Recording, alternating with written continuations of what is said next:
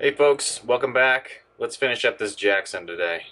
Well, you ever have one of those guitar projects that feels like it's two steps forward and one step back, or maybe vice versa? You know, I was doing really well. I was getting the electronics back in the body. I've done all my paint work and touch-ups and everything. I've got the hardware back together. And I started working on the Floyd, and I found out that two of these saddles are actually broken. And this bridge block that's on the bottom of this Floyd is cracked. So I now need to go see about either getting a replacement or getting some parts for this one. Time to go shopping. Well, it's been a few days and I've gone shopping for a replacement for this broken Floyd here. It had a cracked block underneath in two of the screw locations, and two of the saddles here and here are actually broken out on the bottoms. And I don't know if you've ever seen the underside of one of these saddles before, but it actually has a small ledge that keeps these blocks from falling all the way through the saddle whenever you loosen the locks to change your strings. And I thought about going and finding a Floyd Rose Special or something similar, but I just ended up finding another Jackson Tremolo on eBay. It's almost the same year, same vintage. It's got the same script on here. The only difference is that the front side of the block is a little bit different. I think the original had the holes in a slightly different pattern, and the material may be a little bit different too, but actually that's a plus in this case because this one's not cracked. So I'm going to use this. The claw was a little bit different, the posts are a little bit different, so I'm going to use as much of the original stuff as I can, but I've got to use this base. I've placed this now. I'm going to flip it over and install the springs. Well, I mentioned some differences between the last one and this one. The claw is quite a bit wider on the original than this new one, so we're using the old claw, but I am going to use the new springs, and it's really just because the other ones that I had were corroded quite a bit. So I'm going back with 4 springs on this, and I'm not sure what I'll do. I may actually add a stabilizer later, we'll see. But for now, I just want to get this mounted up, and we'll see where we are. Yeah, okay. Dimensionally it looks the same, so I think everything's going to work out great. I can tell it's a little bit low, but that's easily adjusted. I've also been working on the neck. The neck is about as refinished as it's going to be. It's still got some blotchiness through here, and there's really nothing I can do about it because there's some dirt that just would not come out without some serious sanding, and I don't want to do that. It's got a little bit of a color difference here between the new finish and the old.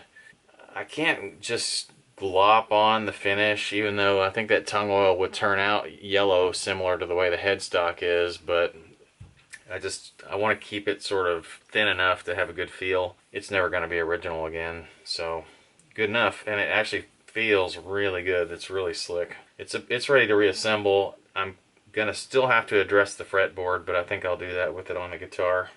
Alright, well, I'm ready to reassemble the neck. So I normally like to do these with the guitar standing up, but this shape does not really allow that, so I'm going to do it laying down. The only thing to note on these is that, remember, there was no neck plate on this guitar. It just has 4 recessed holes and these big washers on the neck screws. And there's 2 different length neck screws because of the tapered heel on this body.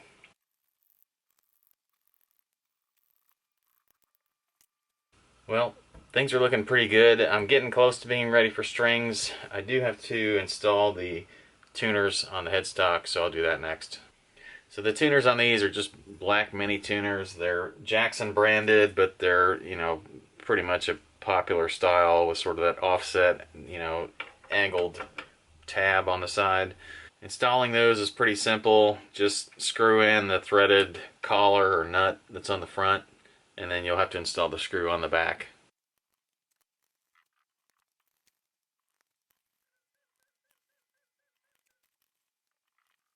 Once you get these on, or even when they're off, it's a good time to inspect the little bushing that goes in between the head of the tuner and the body, there's a plastic bushing that goes there, and I can tell it's missing on a couple of these because they tend to crack and break off. They just don't last 30 plus years on a guitar, so especially with this heavy use. I mean, this thing was abused. So I'm going to take these two heads off, and I've got to find some bushings to go back on.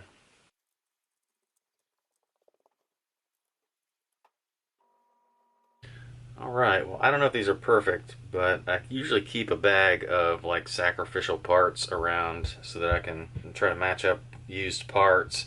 And you know, one thing you can buy those little plastic washers that go on these tuners, but you cannot buy the yellow aging finish that comes with just, you know, them being old and exposed to sunlight and things like that. So I'm going to try to put these things back together with these new washers and see how that goes.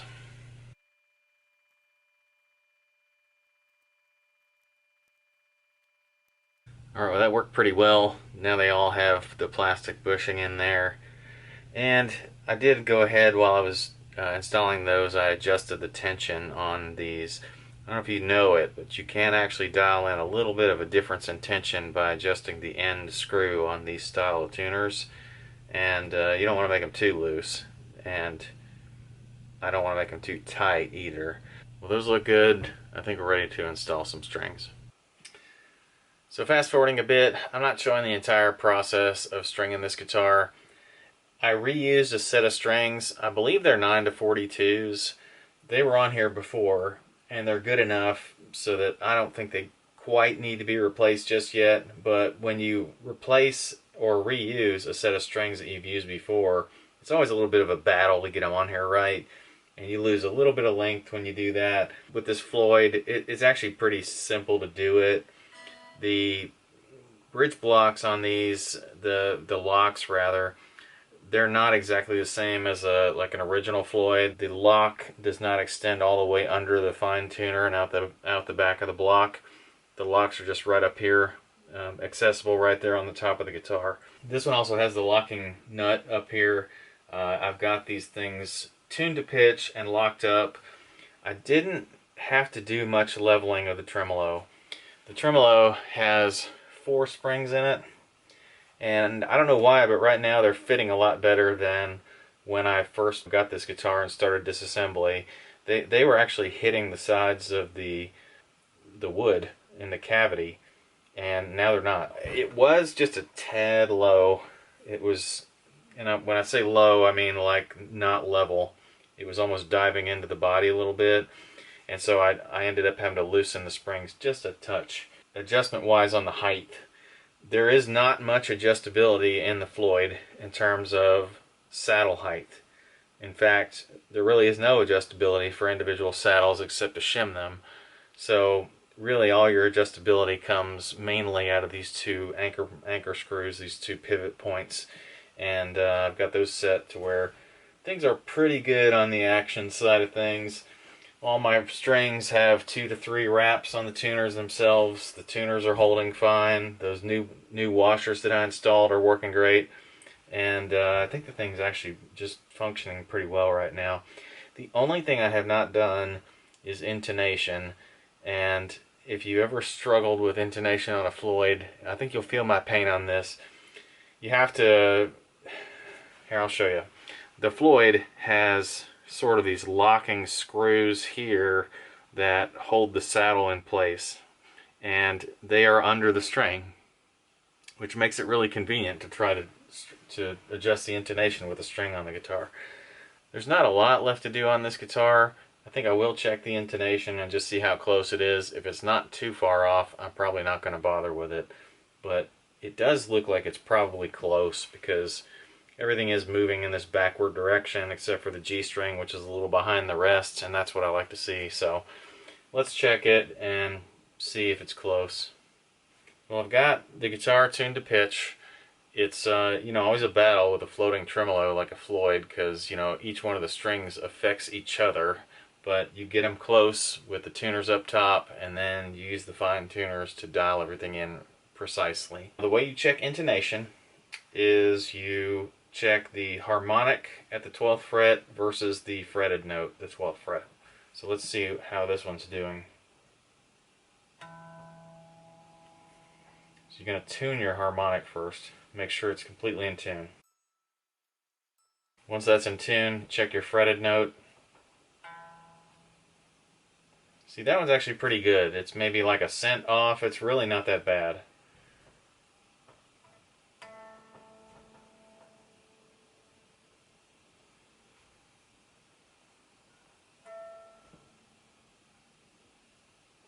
That one's a few cents off.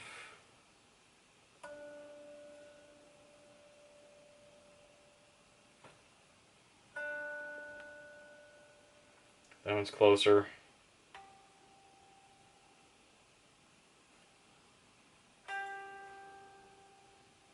That one's spot on.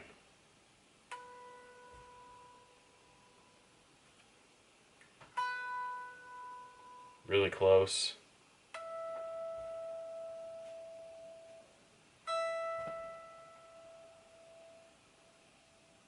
That one's almost dead on too. Well, I actually got lucky here. So buying a used tremolo in this case paid off benefits, because now I don't have to set the intonation exactly. It's really close. If I was to try to dial this in anymore, I would have to detune the string, get it out of the way of this lock screw, loosen the lock screw, and then move the saddle forward or backward. If the fretted note is sharp of the harmonic, you're going to have to move the saddle back. And if it's flat of the harmonic, you're going to have to move the saddle forward. And because I have to have the string detuned to do that, you actually are almost guessing if you don't have this special tool that Floyd makes to actually move these saddles, independent of having the string installed. And the thing about this model Floyd is, like most of those tools that I've seen, they grab onto the lock screw that extends back under the fine tuner, and they'll move that lock screw backward and forward. And this one, without that lock screw in the back, would require a completely different setup. It would have to like grab the saddle or something from the top. I'm not even sure I want to invest in a tool that's that specific. Things are working very well here, so I think we're just about ready to button things up. Let's do one more thing before we button this thing up, and that is check the neck relief.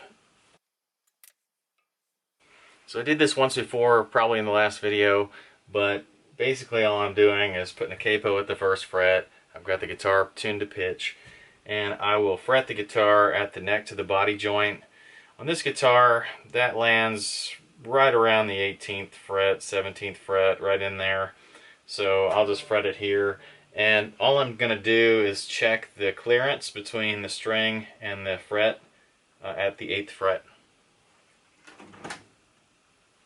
I'm going to shoot for probably 10 thousandths, because this is definitely a compound radius neck.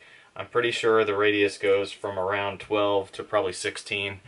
It's somewhere in that range, and that's probably going to call for about a 10 thousandths neck relief. Yeah, it's right on the money, so I couldn't be happier with that.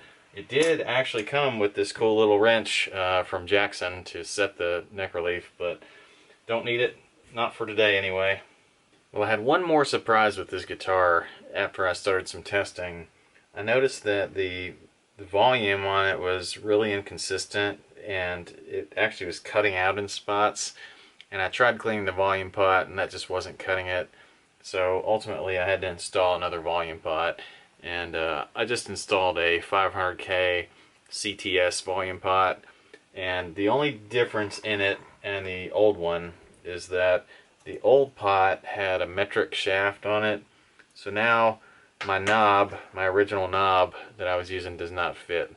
So for the moment I've got a Gibson speed knob on it, and I'll see if I can't find something that can help me get this one back on there and make it more original again. But the main problem with it is just that the shaft is a little bit too big. Now let's get these back cover plates on here, and we'll get it all buttoned up.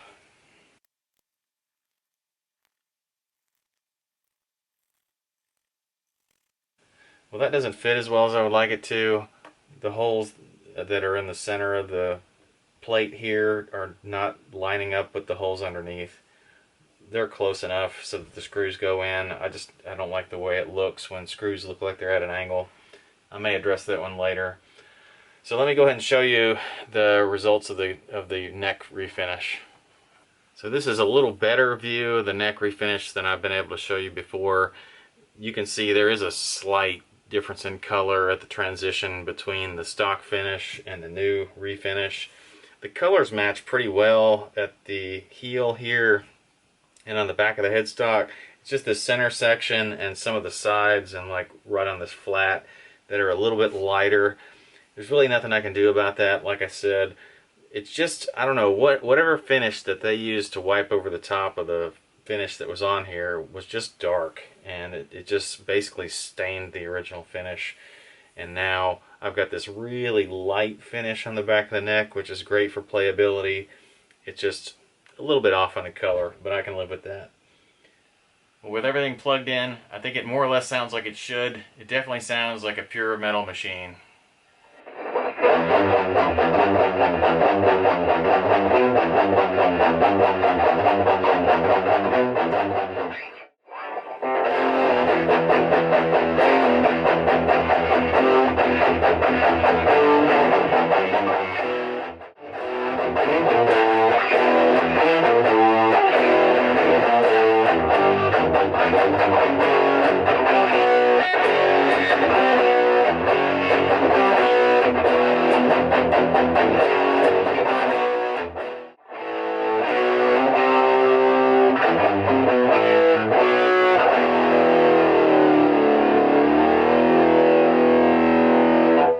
Well, my playing doesn't do this thing justice, but it's ready to move on to a new owner who can give it the attention it deserves. So I thank you guys for hanging with me. I appreciate you all following my channel.